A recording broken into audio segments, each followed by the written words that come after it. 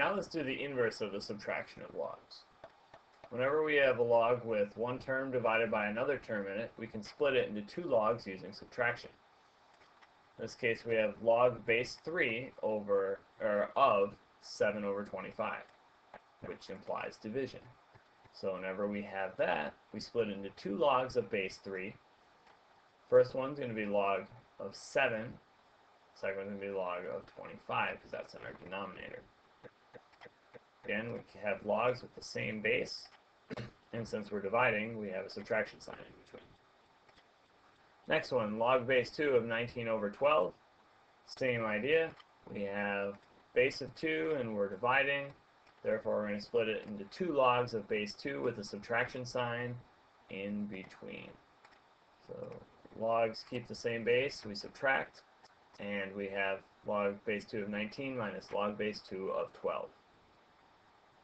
Last example, log base 10 here of 1w plus 7 over 10. Since we have a base of 10 and we have division, we separate it into two logs base 10, subtract it from each other. So again, keep our common base, put a subtraction sign. The entire numerator, the w plus 7, stays together in parentheses with one term. The entire denominator, in this case is only 10, stays there. You'll notice that we have a log base 10 of 10. We can always simplify that down to 1. So that's our nice little identity. The other one we can't do anything about. And let's move on to examples here where we need to split up a given log into some logs that they provided. So we're given log base 5 of 64 over 11. First thing you can do, you look at your base, you look that you have a division sign in the term in the log, and you decide that you're going to split it up using subtraction of logs. So we have a log base 5 of our numerator minus a log base 5 of our denominator. So let's see how we're doing compared to the numbers that we're given. We're given a 8, a 6, and an 11 that we need to get it down to. Well, we have the 11. There's no 8 or 6 here. But 64, I know that 64 is 8 squared, or 8 times 8, so we can go ahead and rewrite that, split it up to 8 times 8. And if you remember from the multiplication property, if we're going inverse of multiplication, we're going to use addition. So we have a log base 5 of 8 times 8 is just going to be log base 5 of 8 plus log base 5 of 8. So we keep our common base just as always. Multiplication sign means that we have addition, and we keep this other term here because that never changed. Now we have things that we have values for, so let's substitute them in.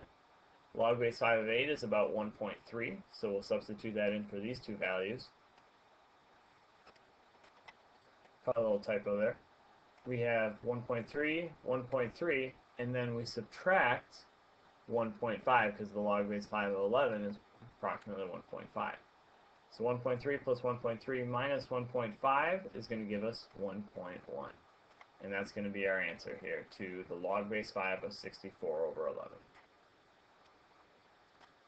Next example, same idea. We're given a few logs. So we're given a 6, an 11, and a 9 to work with in our main term. And we need to find the log base 4 of 9/44. So we'll start there. We have log base 4 and we have division, which means we're going to subtract two terms of log base 4, one with our numerator of 9 and one with our denominator 44.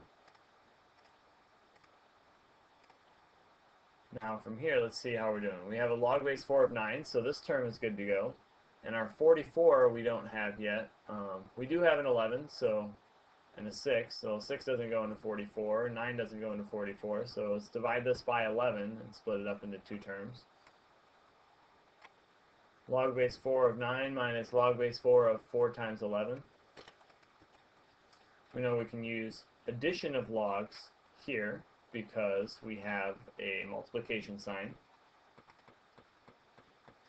Now I want to use addition of logs, that property, to split this term up here.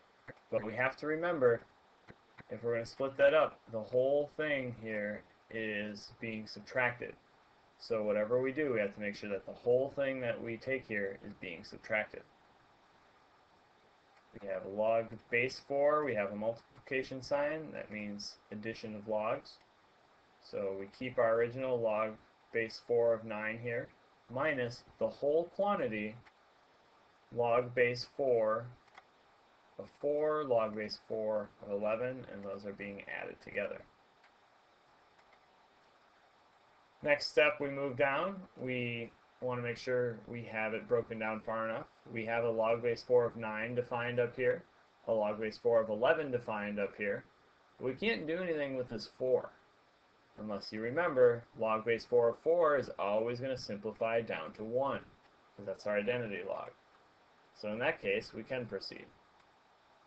We have 1.6 is the approximate value of log base 4 of 9. This simplifies down to 1, we know, and this is defined as approximately 1.7. Remember to keep your parentheses, otherwise you're going to get in trouble. 1.6 minus the quantity, 1 plus 1.7, that's going to be a negative 1.11, or negative 1.1.